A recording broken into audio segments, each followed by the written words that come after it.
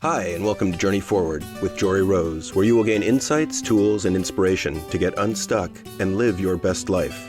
Jory is a licensed marriage and family therapist with a passion for helping people cultivate awareness and authenticity so they can show up fully in all aspects of their life. And now, here's Jory. Hey everyone, it's Jory Rose. I hope you're staying healthy, staying safe, and staying sane during our shelter in place as we're all home. To help support you through this journey that we are all on, I wanted to remind you that in my Journey Forward Facebook group, which you can go to the show notes to access the link, I am doing meditations 6 days a week, Monday, Tuesday, Thursday, Friday mornings at 8:45 a.m., Wednesdays and Sundays at 12:30. The Wednesday and Sundays are going to be longer, about 20 to 30 minutes, whereas the weekday mornings are about 5-minute meditations. Monday, Tuesday, Thursday evenings, and Friday evenings at 6 p.m. I'm going to be doing mindfulness tools in relation to how we can all cope and survive, and not just survive, but really grow during this time. And on Saturdays at 11 a.m., I will be doing a live Q&A. So please, anything I can be in support with you around, any tools coming from a mindset of mindfulness, meditation, mindset itself, therapy, all of this is where I can come in to really be a resource and support to you. So I hope that you find these extra resources valuable to you. And if anybody you know would appreciate joining in as well and joining our community, please invite them into the group. Again, those links are in the show notes. All right, be well and enjoy today's episode. Hi, and welcome back to Journey Forward with Jory Rose. I can't wait to talk to Shaun Galanos today, who I have to say I've been following on social media for a while and love his straightforward tips and tools for relationships. And I know he's going to provide some really fun and awesome witty wisdom today. So Shaun, welcome to the show. Please tell our listeners a little bit about yourself. First of all, thank you for having me here. It's an honor. And gosh, where do I start? My name's Shaun. I'm from Montreal, currently in Taos, New Mexico at the moment. And I'm a love coach. I'm a host of the Love Drive podcast. And my mission has been to help people develop the emotional intimacy tools to have more loving relationships with themselves and with other people. And that's that's it. Everyone listening, raise your hand if you want to have better relationships with your partner and emotional intimacy skills. I think there's not one person who is immune from having those challenges. So how did you get to become a love coach? What's your journey? Oh my God. It started 7 years ago or 6 years ago when I was driving a taxi cab in San Francisco. Okay. And I was broke. I was driving a cab. And my friend said, you should record your conversations with the passengers. And so I did. I put GoPros and lights, microphones in the cab. And I would talk to people. Yeah. And I always had this fascination for love, dating, sex, intimacy, relationships. So that's what we would talk about. And that's where the name The Love Drive came from. Okay. Now it's all making sense. Very literal. I'm not bright. It's just I was driving, talking about love. And I live in the Bay Area. I'm really bummed they never got into your cab. You know, the odds that you would get into my cab are pretty low. And I did that for 6 months. That's when I started doing videos on YouTube, and then transitioned out of driving a cab, worked as an erotic masseur for 1.5 years in San Francisco. Mm-hmm. That's also a service that some people said they really wish they had access to. They missed out on as well. And hold on, can you just pause there for a second? How did you don't get want me to into just that? You don't want me to just gloss over that one? I'm like, but wait, I want to go back to that. An erotic masseur. Yeah, so happy ending massage for women. Nice. Yeah. Every good idea I've ever had has been someone else's idea. So my friend recommended. At least you're executing them. Who cares where the idea came from? Totally. I'm an executor. I'm a builder. I'm a generator. I have to stay busy. And I didn't want to drive a cab anymore. A friend said, hey, you'd be a great escort. And I was like, yeah, I'd be a great escort. I've always been promiscuous, sexually promiscuous, a lot of relationships, a lot of one night stands, a lot of fun sexual adventures, and started thinking about becoming an escort. And I was like, is that even possible? Is there a market for it? And turns out there isn't really a market for what they would call straight male companion, which is Okay. just, male escorts for female clients. Plenty of markets for male escorts for male clients and female escorts for male clients. Right. The female market wasn't available. There was no platform for it. There was Right. no, back pages or all that kind of stuff. And so it just didn't make sense. But I had this idea, and I had some friends at the time, women who were erotic masseuses who provided happy ending massages for men. Mm-hmm. And I thought to myself, well, why can't I do that? That seems like an easier barrier, lower barrier Yeah. to entry. So I got a massage table. I took some massage workshops, just regular massage, because I didn't want to Yeah. hurt anybody. And then built a website and advertised myself as an erotic masseur, happy ending massage, sensual massage for women. Started building quite a clientele, successful Yeah. business. What started off as sort of an experiment and was really fun Mm-hmm. turned into an opportunity for me to give love, touch, and attention to women. Mm. That's really what it turned into. Yeah. And it was a beautiful experience. I did that for about 1.5 years in San Francisco. And there was a lot of value to the service because a lot of my clients were widowed, divorced, or in sexless Mm-hmm. marriages, or weren't conventionally attractive. And so just lacking Yeah. touch and attention and affection and love and intimacy. And And it's that's what I so was providing. needed. Mm-hmm. I mean, we all need this. Yeah. And yet I find that, as a therapist and, I work with a lot of couples, it's hard to give that touch when you often build resentments and you build frustrations. Like that touch can easily be something we withhold Mhm. when it's often the thing we need most to heal or repair. It's often what often gets withheld so early on. Yeah. And relationships are oftentimes conflict filled, and the dynamics can sometimes be unhealthy. And there's a lot of barriers towards expressing what your needs are. And Right. not only that, identifying what your needs are and being able to ask for them in a way that makes sense for the other person and that is respectful to their needs as well. So there's a lot of compromise that has to happen.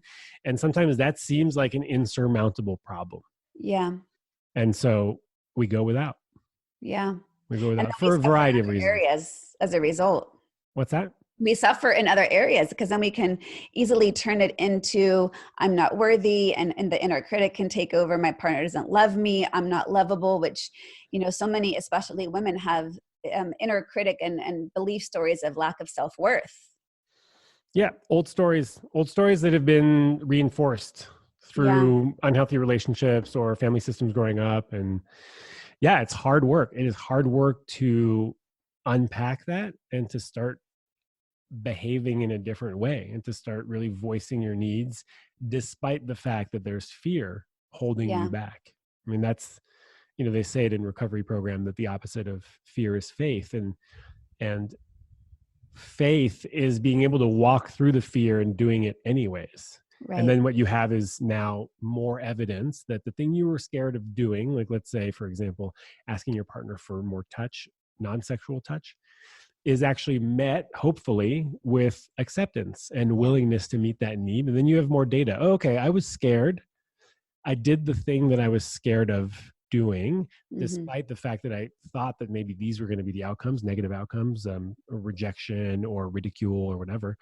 And turns out actually I did it in a way that they're able to meet my needs. And now I can lean on that experience, new data, a new story that actually, for the most part, our loved ones do want to meet our needs. If we can express them in a healthy way, we can let go of the attachment of the outcome of having that need met, that request, because sometimes they can't meet your need. Yeah. So anyways, long story. Well, I love that the massage thing kind of reinforced my desire to help people express their needs for touch, for intimacy, for love, for connection, for emotional closeness. I transitioned from that work to coaching, to writing blogs, to eventually this podcast, to getting a certification in coaching, and to specializing in love and intimacy. I love it. And so many things are coming up for questions. I'm curious, but one is just like the nosy question of, as being the erotic masseur, what did that do for getting your needs met in return? Well, it satisfied actually a lot of my sexual needs, because while the massage was focused on the client, it was still an erotic experience. Right. And I also got a lot of validation from it. Sure. Right. I had people coming to me, paying me to touch them. And so definitely a lot of ego stroking there for sure. Yeah. And also getting a lot of my needs for touch met. Right. That said, it made it harder for me to date. And I actually lost the desire to date. Interesting. A weird thing happened where I started saying to myself, I was like looking at dates as opportunity cost. I go, well, I could be doing this and getting paid. Why am I doing this for free? And then also I'd meet people that were not into what I was doing. And I was always honest about what I did. Well, yeah, that would be a real challenge. I mean, you'd have major jealousy issues and insecurity issues. That would be really hard. It takes a very secure person to be with someone that does that kind of work. And even now it takes a secure partner to be with someone that does the kind of work that I do right now, which is mainly working with women on their intimacy issues. Having a lot of people reach out to me on social media, telling me that I'm cute and that they'd love to go on dates with me. And like, this happens like all the time. Yeah. And so it takes a secure person. Sure. When your partner is in maybe this field or has a lot of opportunities to connect with people in a variety of different ways. So that was the nosy question of, what did that do for you? But the deeper question is, as a man, I'm really impressed and in awe of your ability to recognize what otherwise I would name as a deep level of emotional awareness of, not many men are socialized to have this level of awareness, this ability to communicate so effectively, so clearly, to see how needs come into play and that you can get your need met when it's communicated in a really compassionate or, in a way that your partner can hear you. So what's some of your journey that led to that emotional awareness? I think part of it is nurture, part of it is nature. Yeah. That's an interesting question. It's kind of challenging to answer. Part of me wants to say this is kind of just who I am. Yeah. And also that's not very helpful. Yeah. Because that's not really true. I've struggled a lot with drug and alcohol abuse. And I've been sober and in recovery for over 11 years. And I started early. I started when I was 15. And I think that there was probably a genetic predisposition to addiction. And I have a very addictive personality. When I like something, I do it all the time. And if I like a song, I'll just listen to it until I'm fucking sick of it. Yeah. So there's a disposition there. Also, there's this idea that I was just really uncomfortable with life. And I've always had a lot of emotions and no outlet. I didn't know how to express them, how to deal with them in healthy ways. And so I turned to drugs and alcohol. Yeah. I think in my environment growing up, I didn't have a lot of experience or exposure to people who dealt with their emotions in healthy ways, and also who had the ability to describe what was going on in their emotional body in a wide range. Yeah. I think what I saw growing up was a very narrow range of either you're fine or you're fucking, blowing up and you're off the handle. So I modeled that to a certain degree. And then when I realized that I was using drugs and alcohol to numb my emotions, and I realized this also through therapy, through extensive work with a therapist, years and years of it, probably 2.5 years of consistent work with the therapist. We together realized, I think he knew from the fucking moment I stepped in there that I had an addiction problem. We figured it out after a while that I had to get sober in order for me to heal. And so I did that. And when I got sober, everything got really intense. Well, sure. All of the defenses you had against sitting with what you were experiencing were now stripped away. So I imagine it left you no opportunity but to sit with what you were experiencing and decide either, okay, I can learn to sit with this and get comfortable with this and be curious about this, or I could find a different way to defend against it. I mean, that's, one of two paths people are going to take. Yeah, and I don't want to say that, actually I do want to say that I acted out in so many different ways in early sobriety and still continue to act out, of course. And like they say, the longer you stay sober, the narrower the beam, right? So it Mm, becomes sort of like a tightrope, where it just, I know what is acting out and what isn't. yeah. And so I have access to more tools that I can use. And I also know when I'm off the beam, when Yeah. I'm not using those tools. So it's been a long road. It's been a really, really long road, but I also think that I was predisposed as sort of an emotional, like very sensitive person. Yeah. And if you believe in more esoteric stuff, a lot of my chart, kind of indicates that I'm predisposed to being really emotional. And so I've just had to deal with that. And the more I name what's going on for me, the easier it is. Yeah. The That's one of more my sensitive. favorite tools ever, is just to name it. It's so overly simplified, but it's really powerful in practice. Yeah, the feelings wheel is really interesting. What I found is that the more sensitive I am to what's actually going on for me, and the more I can name it, oftentimes it usually just stops there. Yeah. It's when I can't name it that then the emotion is still inside of me. Just because I refuse to acknowledge it doesn't mean that it's gone. Right. Right. I can't just put my head in the sand.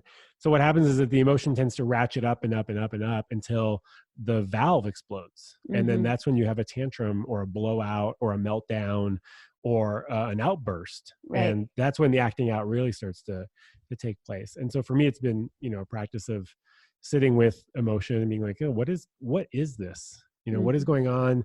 What's behind this? What's causing this? Why is this happening? And sometimes the answer is, I don't fucking know. And that's And I okay. often think they're really, sometimes if we get too focused on the why, we spin more, because there always isn't an answer to why. Like, emotions aren't logical. They're not rational. They come from different parts of the brain. So that curiosity, that compassion for, I'm human, sometimes it just feels like this. I call them blue days. Yeah. It's a blue day. Kind of feel like a Charlie. I'm like walking around. They got like a Charlie Brown Yeah. womp womp sort of like background music to the whole day. And that's okay. I don't try to numb out. And sometimes I do. Sometimes I'll reach for the ice cream or the cookies or the, Netflix.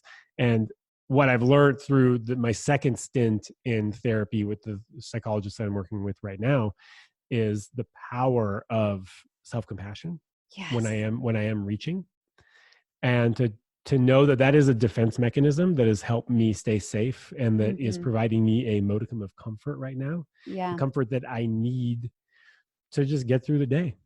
And that's okay. And that's okay. And it's been really beautiful and liberating to let go of the judgment, the self-judgment, and the shame that comes from reaching for these behaviors or these crutches. Yeah. It also makes the feeling, the disappointment, the upset, whatever I'm going through, last much less. It doesn't last as long Yeah. because I'm not also on top of feeling shitty, beating myself up for either feeling shitty or what are the things that I'm grabbing or grasping for that I'm using to make myself feel better. Yeah. Yeah, and I love hearing you say that, because it's exactly in alignment with what I constantly teach and reiterate, that it's that awareness of just noticing what we're experiencing, naming it, and having compassion for it, and being compassionate in what we need to help alleviate that. And sometimes, and I'll even say this to my kids, like sometimes I'll just saying, wow, this is really hard right now. And that's enough. Like, we don't need to over justify or do anything more than just acknowledge, yeah, and it's not permanent. This too will pass. The good and the bad. We tend to think, what we feel in the moment is going to be there forever, and it passes. It all Even the passes. good mood passes, right? We want to Yeah. only just push away the bad mood from passing, but the good mood passes too. Yep. That's a hard one to understand sometimes. It really is. So, okay, a couple of things. I like I said, I follow you on Instagram, so I see what you're doing. And that kind of healthy stalking of checking in on what's Shaun up to. And I saw that you were watching the Netflix show. Don't say it. Don't say it. Okay, Okay. I'm going to Okay. say it. Okay. Go ahead. Say it. The Love is Blind. And here's what I want to talk about is dating in quarantine right now. Because I've got clients who are single, who were divorced, who are going through divorce. And dating was a really great way to redefine yourself, to get social again, to rediscover who you are in the here and now. And the dating world has massively shifted. And so I'm curious with, what I saw on the show of Love is Blind, this ability to just get to know each other through talking, which seems like now, ironically, is how people are having to date. So what are some tools and advice that you give for people who are dating in quarantine when we have to be social distancing? I got to be honest with you. I think this is a really beautiful time to not date. Mm. And I've gotten a lot of pushback on that, and Yeah. that's fine. We're being asked to make some sacrifices, and there are some needs that we can't get met right now. Yeah. And that's just the reality of the situation. It's sad and it's hard, and it's also a beautiful opportunity for us to refocus on ourselves. And that's And so to not, scary for some people to do who've been in a habit, that dating is a way that they've been defending against sitting with themselves. well, they need it the most. Mm-hmm. They need it the most. And those are probably the ones that are rebelling against this advice. And, one of my favorite pieces of advice is don't do anything you don't want to do. So if what I say doesn't resonate with you, Right. awesome. Don't listen to me. It's totally fine. Wisdom is experience. It is not taught. So if you Right. have to go and do the thing for you to have the experience, if you have to touch the burner, the hot stove 10 times to realize that it's hot, cool, go ahead. For others that resonate with this message, I think it's a beautiful opportunity to not date and to turn off the apps, delete the apps, and spend time getting to know yourself. If you're the type of person that already knows yourself and wants to connect with people online in a time when we don't really know when we can actually meet people, okay, that's fine. To me, that sounds like a little bit of a waste of time. Mm-hmm. If you want the distraction, okay, that's fine, do it.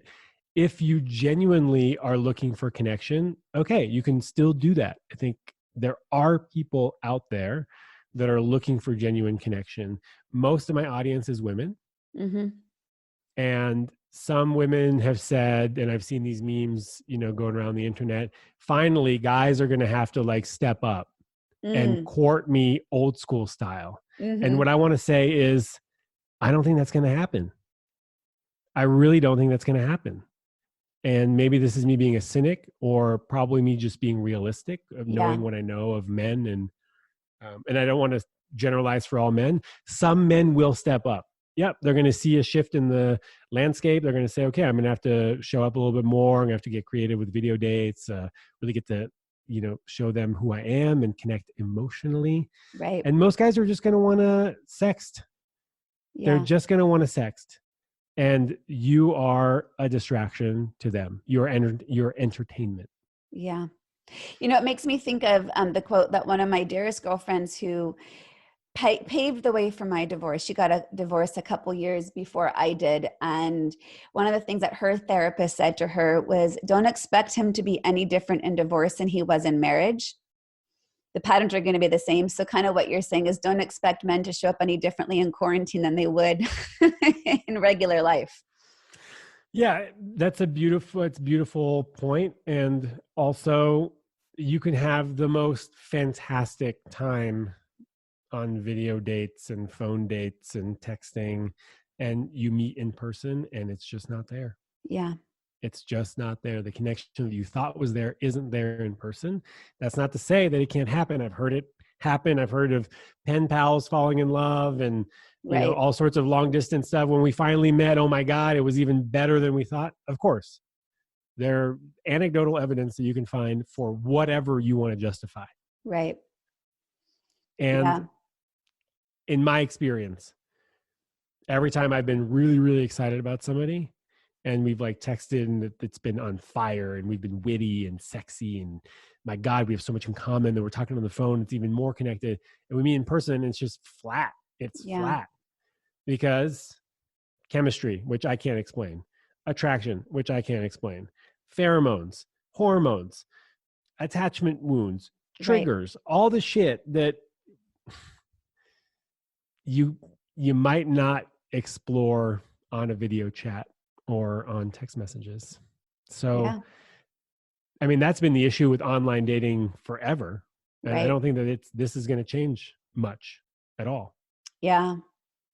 And I really resonate with your advice, and I think it's going to be hard for people to take. And, I've been saying, I think this whole shelter in place and all that's going on in the world right now, and this is not to discount the true suffering that many people are experiencing. So, acknowledging the true suffering and giving, holding the space for everyone else who is at home and sheltering. I feel like this is the call of the universe to say, hey guys, time to be more mindful, slow down, get curious, get to know yourself, learn how to sit with what is. Don't need to react, learn new ways of responding so we can really learn a lot about ourselves during this time if we give us the chance to do so. It's also a beautiful opportunity to connect with friends that you don't have enough time to connect with, or you didn't Yeah, normally have enough time, family, projects that you've kind of been wanting to work on that you didn't have enough time to work on.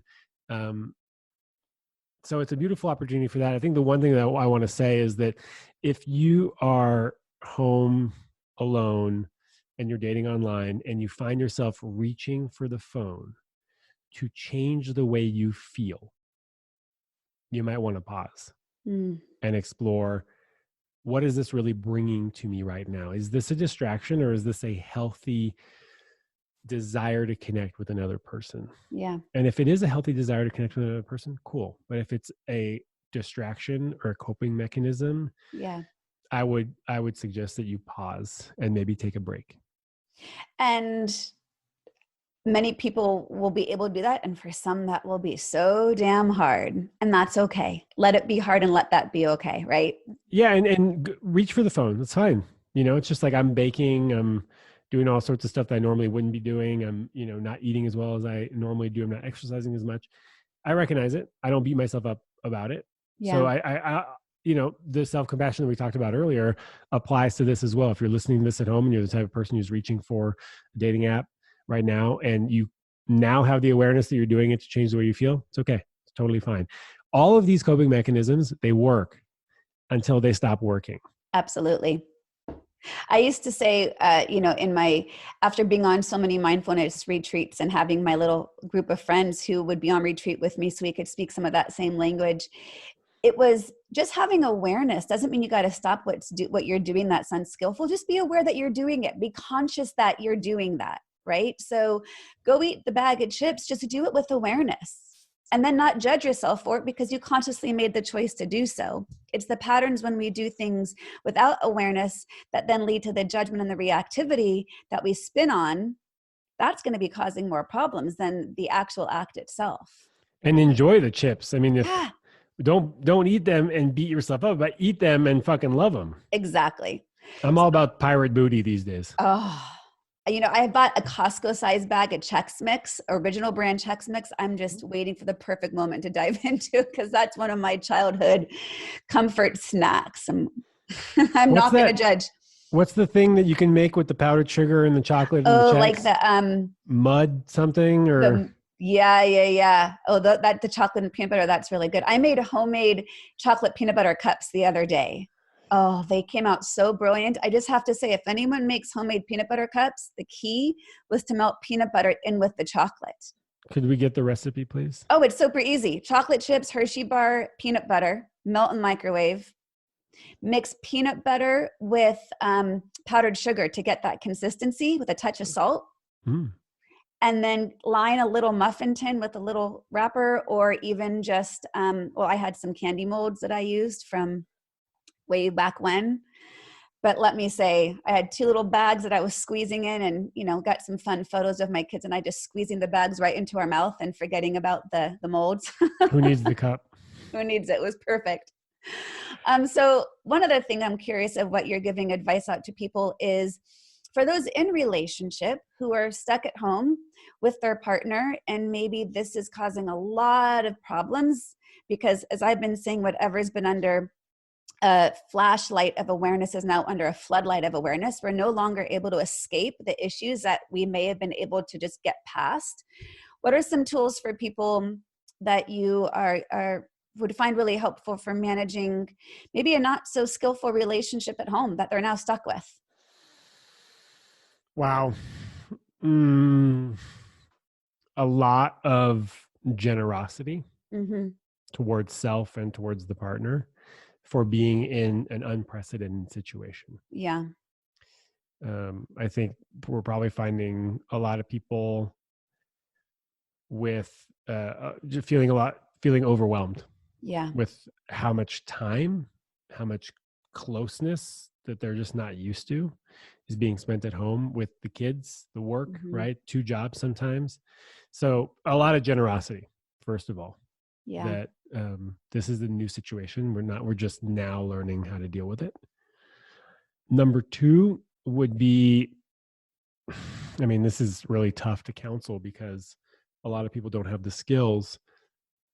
And I'm teaching a workshop on this right now, healthy communication workshop, tools for all relationships. It's really going to come down to, okay, what is my need? Yeah. Is it a need for space? Is it a need for closeness? Is it a need for clarity? Is it a need for emotional connection? Is it a need to feel heard? Is it a need for my partner not to interrupt me when I'm talking? Mm-hmm.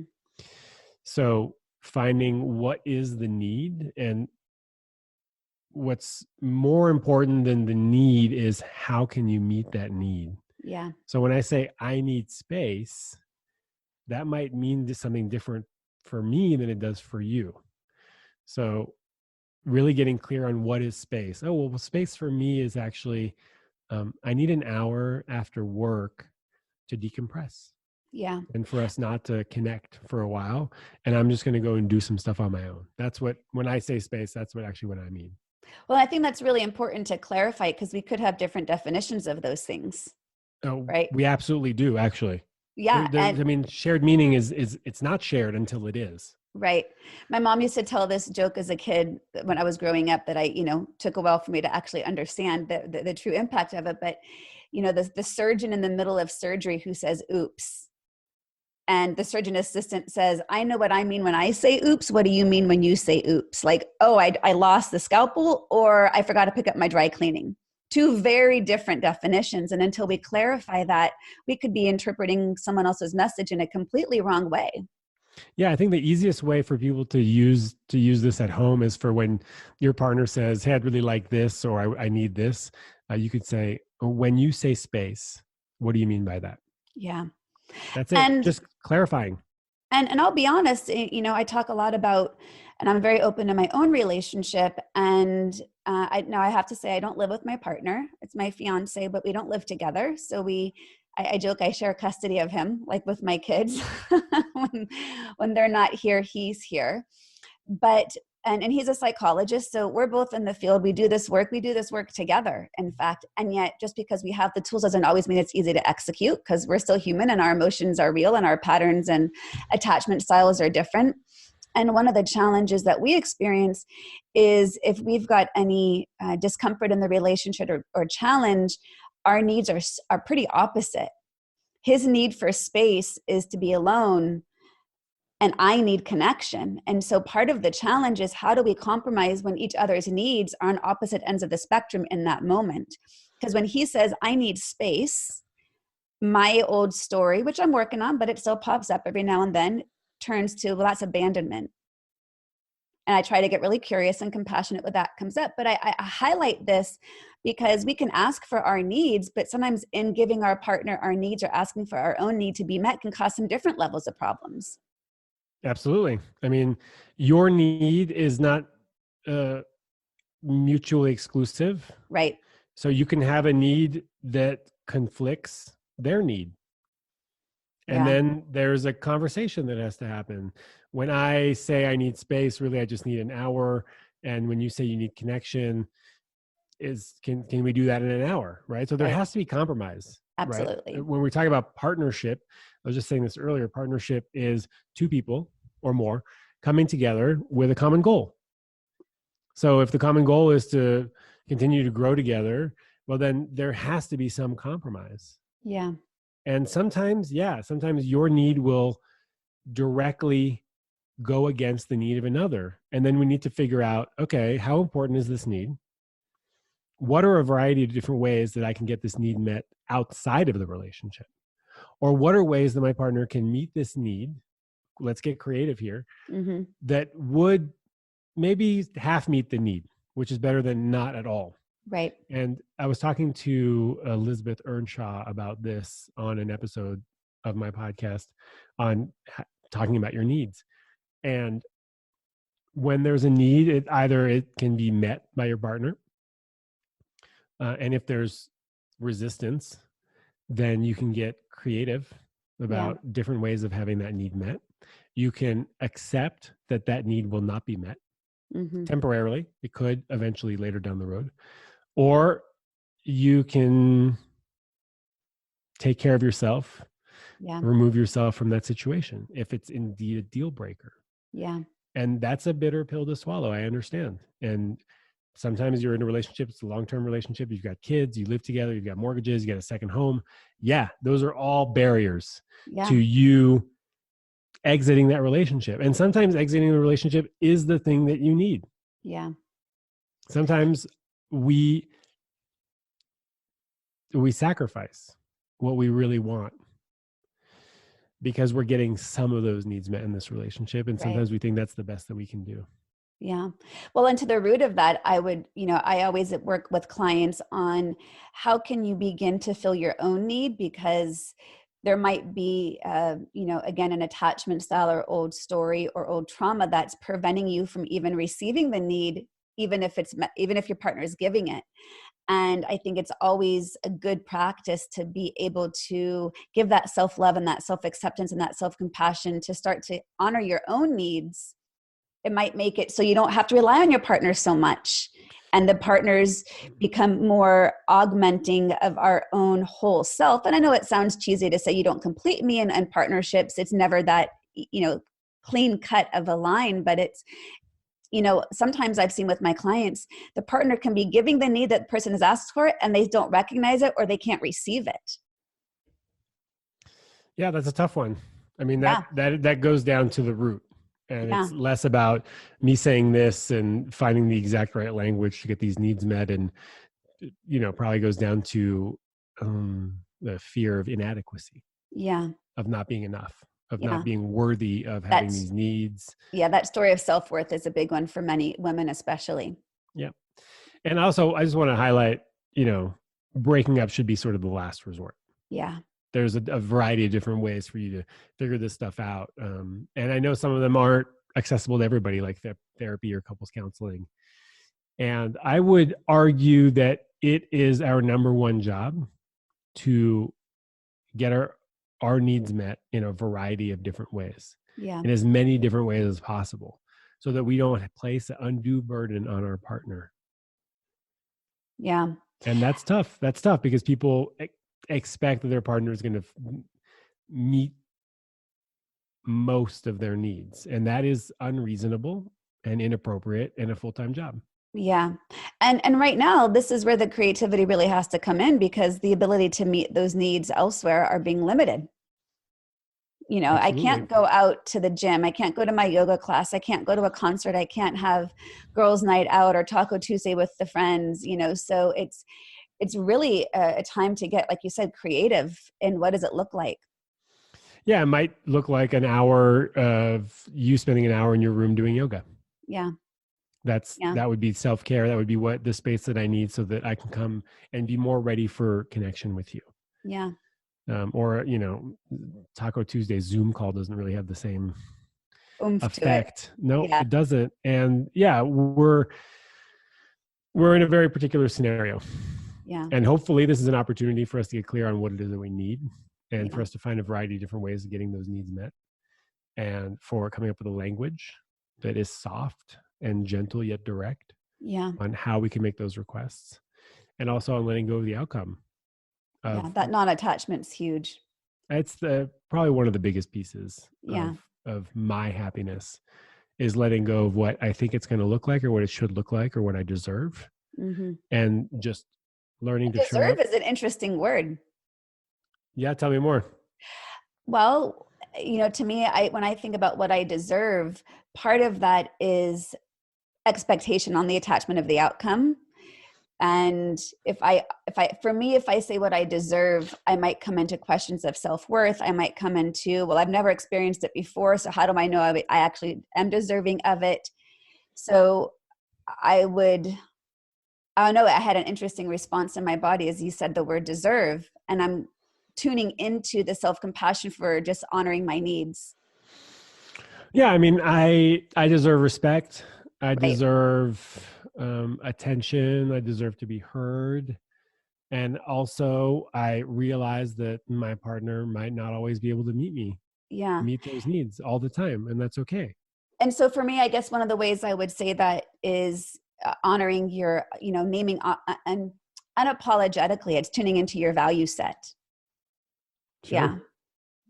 Yeah. Yeah, I mean, Language is interesting. I feel like there are some primordial, you know, needs like safety, Right. security, respect, intimacy, connection, um, And I being think heard. everyone deserves all those things. And yet we're seeing statistically rates of domestic violence really increasing right now. And we all have the rights to those needs, and not everyone is in a safe place right now to be able to get those met. And that's a really scary situation for especially many women who are in situations in which domestic abuse has been a pattern. Yeah, and I don't have any suggestion other than to call your national domestic Yeah. violence hotline or your national um, sexual abuse hotline if you feel like you're in danger and you need Yeah. help. And also, I also recognize that there are situations in which you do feel in danger and you don't know how to get help, and you can't really get help because of where we're at right now. And you don't feel safe getting help. Yeah. I used to be a rape crisis counselor on a hotline in the Bay Area, and I know that our clients got a lot of support. I mean, that was our job, was to support through a variety of different resources, or just validating, or just listening, or holding space. And so these counselors on hotlines are, for the most part, very well trained to Right. handle your wide range of emotions and what you're going through in the moment. Yeah. And as we wrap up, what would be one thing that you find is most consistent in what you give as advice and tools to people you're working with? Is there like one message that no matter who the client is, who you're responding to on Instagram, that you feel that this is like one of the most Shaunisms of the love drive? Talk about it. Yeah. Talk about the thing. Talk about Yeah. the thing that you're scared of talking about. Fred Rogers said, everything mentionable is manageable. Yes. I love that quote. And we're scared. We're scared for a variety of different reasons. Some of those fears are attached to old stories, and they're no longer relevant. It's worth having the conversation. It's worth even having it if it's going to come out sideways. Yeah. It's worth having it if it's not perfect.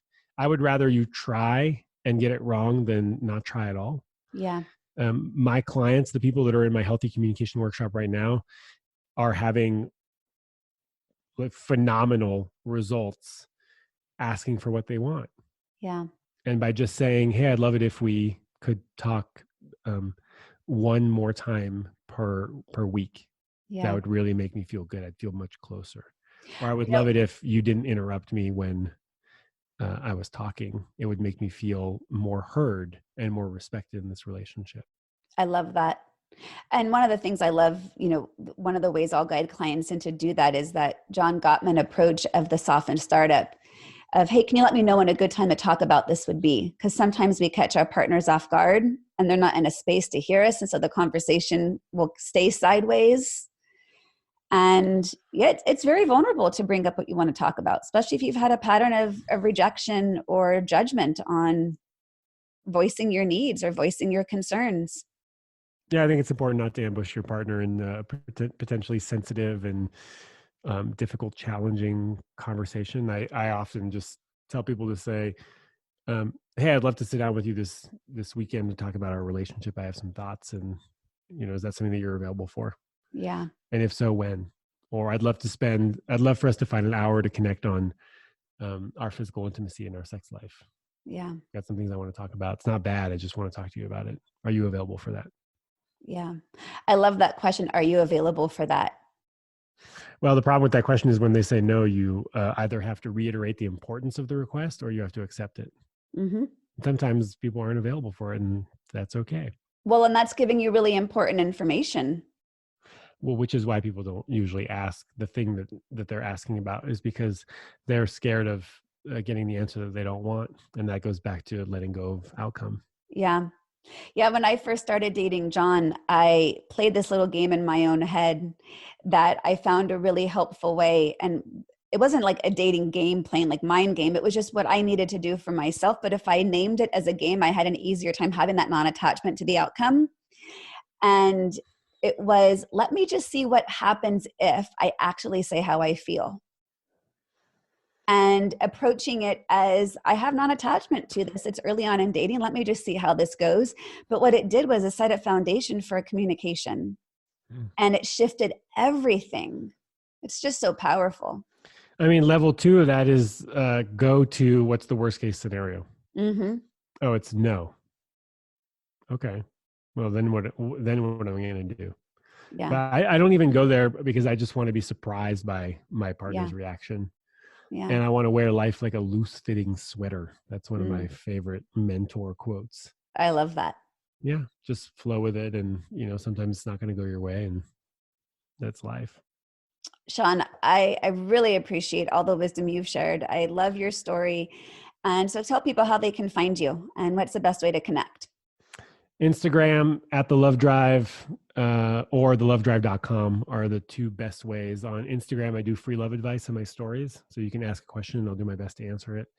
My podcast comes out every Tuesday. It's been pretty consistent for the last 2.5 years. Great. And I'm currently hosting the Healthy Communication Workshop, Tools for All Relationships, where I teach people how to speak up for themselves without pushing people away, how to say no with love, and how to set healthy boundaries. And that workshop is available on the website, and it's actually happening right now, but it'll be available as a pre-recorded download. Perfect. And that includes access to the Lovebird Club, which is my private community for lovebirds that value trust, love, and intimacy. I love it. Thank you so much for the work you're bringing to the world. Relationships are desperately in need of greater tools. I often say people have really good intentions, but not always the best execution. And, so any of us that can give some tools for guidance along the way, I think it's everyone is, like I said, not immune from having these challenges. So we all need those reminders, whether they're brand new or they're just reminders. I really love your straightforward approach and practical wisdom, and really rooted in a place from caring. And that comes through in what I see, the work you're bringing. So thanks again for the work you're sharing and for coming on today. And we'll have all of Shaun's links in the show notes so you guys can access the Love Drive and check out his wisdom that he shares. And Shaun, I hope you stay healthy and stay safe and stay sane being at home. And it was great to connect with you. Thank you so much for this beautiful conversation. To continue your journey forward, find Jory Rose on Facebook and Instagram to become part of her growing community. You can also gain access to her meditations, books, online classes, or to sign up for an upcoming retreat. Visit her at joryrose.com. That's JOREEROSE.com.